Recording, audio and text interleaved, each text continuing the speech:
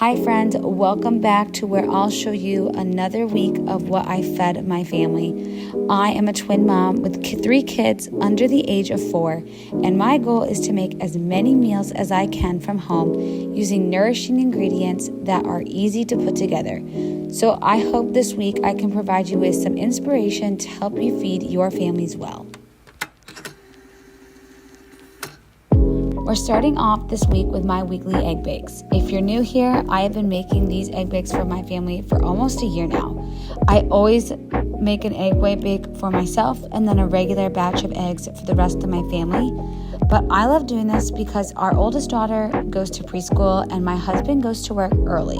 So having quick, whole food, high protein breakfast ready to go that just needs warmed up is an absolute lifesaver in the morning. I typically pair 1 serving of the egg bake with some homemade bread or oatmeal, but it's usually some carb source and some fruit.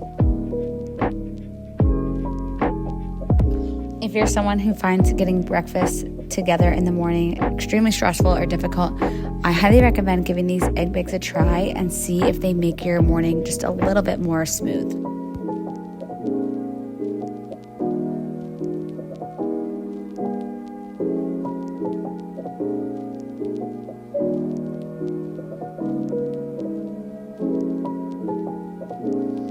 When I've added my salt, pepper, and spinach and make sure everything's mixed up, I put these in the oven at 350 degrees for about 30 to 35 minutes when everything is cooked through and set.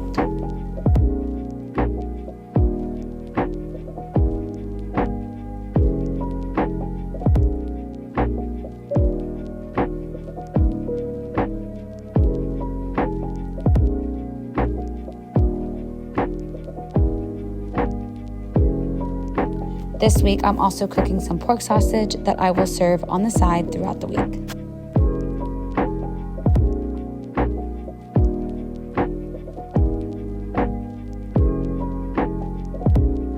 When the bakes are done, I let them cool before cutting them into individual servings and storing them in airtight containers.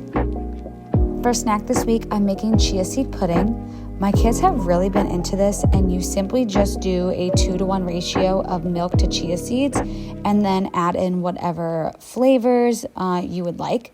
So I'm making 2 servings here, but I'm starting by adding 1 cup of milk into each mason jar, and then I'll also be adding in a tablespoon of maple syrup for my sweetener, and then about a half to a full tablespoon or teaspoon of vanilla extract before adding in a half cup of chia seeds.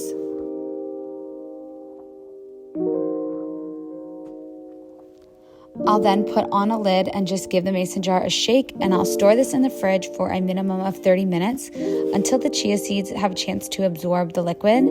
But these are great plain, or you can put it over yogurt or oatmeal. For dinner tonight, I'm making spaghetti and meat sauce. And yes, we're going to be doing this all from scratch. So we are starting with a homemade sauce on the stovetop.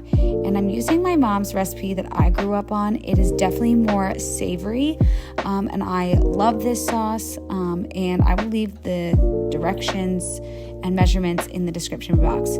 But I started by browning a pound of hamburger meat, and then I added a small can of tomato paste and some crushed tomatoes, and then an assortment of Italian spices, and then finally some minced garlic.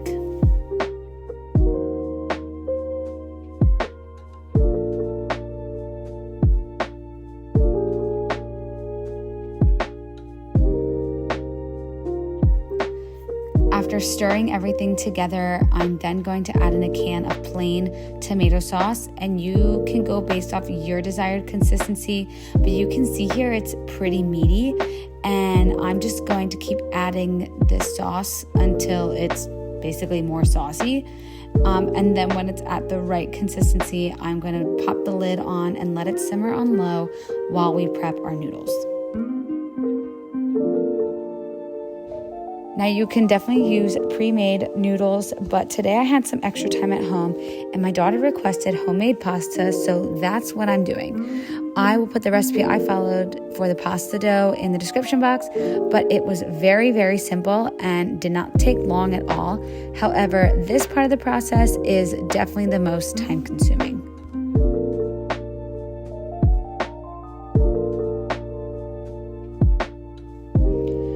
After dividing my dough into 2 pieces, I am just rolling each piece through my roller on the thickest setting, and then I fold it over and just keep rolling it through that same thickness setting until the sheet becomes nice and smooth.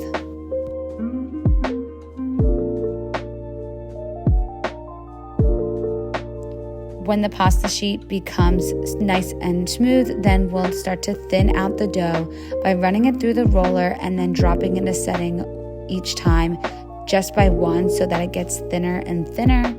And today I'm doing spaghetti noodles, so when we reach the second to last setting, I will be ready to run it through the pasta cutter. And this is what it looks like when it comes out. I personally think that this is the most satisfying step.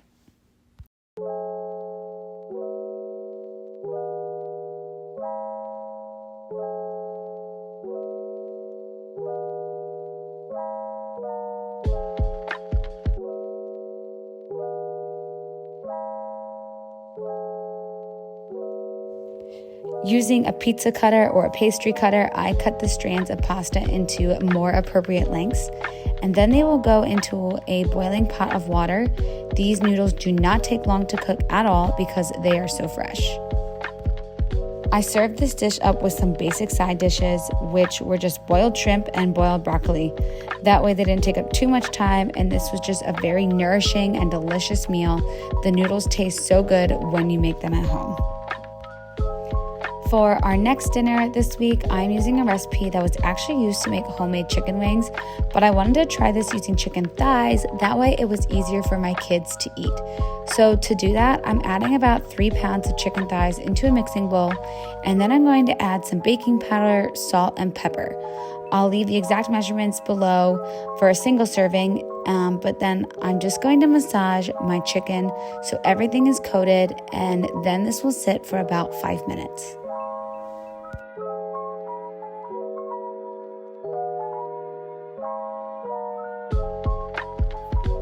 When it's done sitting, I am going to spray it with some olive oil, and then I put a cooling rack on top of a baking sheet to create better circulation for the chicken, or you could put this in your air fryer. But either way, I'm taking this and I'm going to put this on the cooling rack, and when it's all set, I'm going to put it in the oven at 425 degrees for 15 to 20 minutes until the internal temperature is 165 degrees. To give the chicken even more flavor, you could definitely coat these in barbecue sauce or buffalo sauce before plating them, but my kids are pretty basic and I was running short on time, so I just served these plain with some rice and broccoli, but the chicken was so flavorful and my kids actually really enjoyed this with a side of Chick-fil-A sauce. For our final dinner this week, I am making my take on beef bourguignon, and I'm first going to take a chuck roast and cube it into large chunks.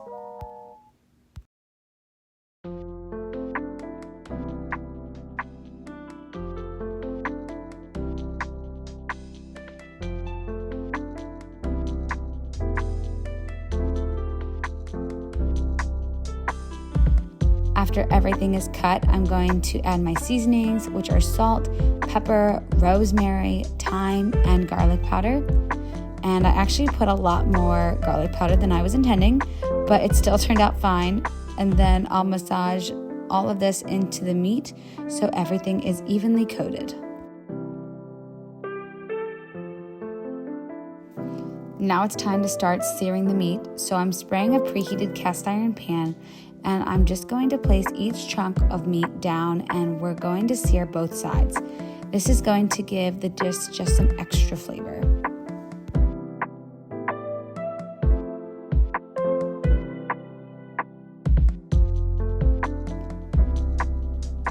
While my meat is searing, I'm going to start cutting up my potatoes. I'm using about 7 or 8 and just cutting them into large chunks and throwing them straight into a crock pot. Traditional beef bourguignon is made over the stovetop in a Dutch oven. However, I'm just using a crock pot to see if I can have the same effect.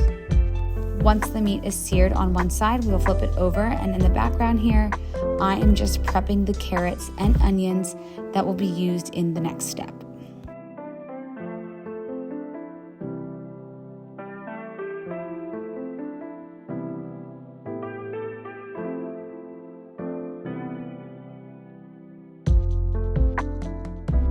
After the meat has been seared, I'm going to add those on top of my potatoes in the crock pot, and then I'm going to add those veggies I was chopping, and we're going straight into the pan. Leave everything that has browned, and I'm going to cook the vegetables for about 5 minutes before adding in about 2 to 3 tablespoons of flour. And I'm going to give everything a good stir to pick up any of those extra droppings and seasonings. And then to turn this more into our sauce or a roux, we're going to add in our red wine.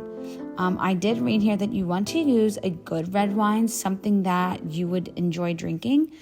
So I am using a Pinot Noir, and we're just going to mix this up and let it simmer a little bit until it thickens and creates a nice sauce.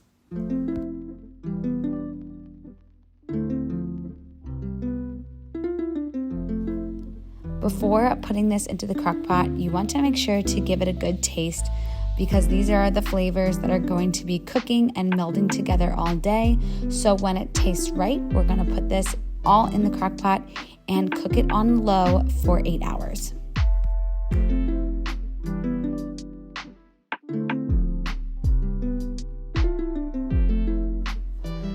When there are about 30 minutes left, I'm going to add my washed and cut mushrooms, giving everything a stir before letting that cook for the remaining time.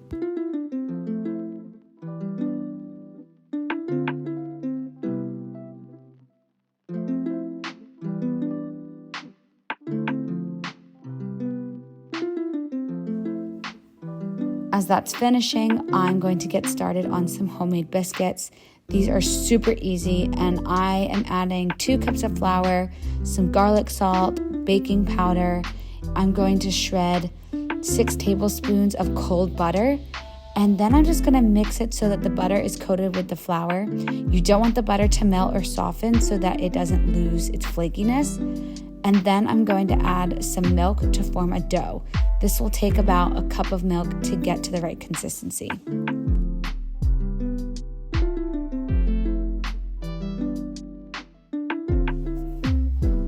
When it's ready, I turn my dough out, and I'm going to press it down and fold it over a few times to create layers. And then I'll roll it into a rectangle. And then using my bench scraper, I'm going to cut it into rectangles.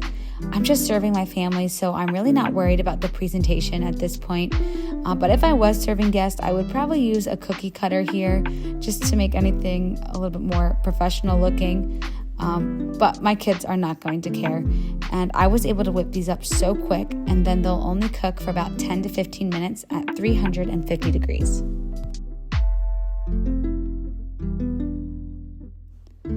And just look how they turned out. They may not be the most perfect shape, but we do have some layers, and they tasted great with the meal tonight. Also, at our beef bourguignon is finishing it up. Look how tender our meat is as it just pulls apart with the fork.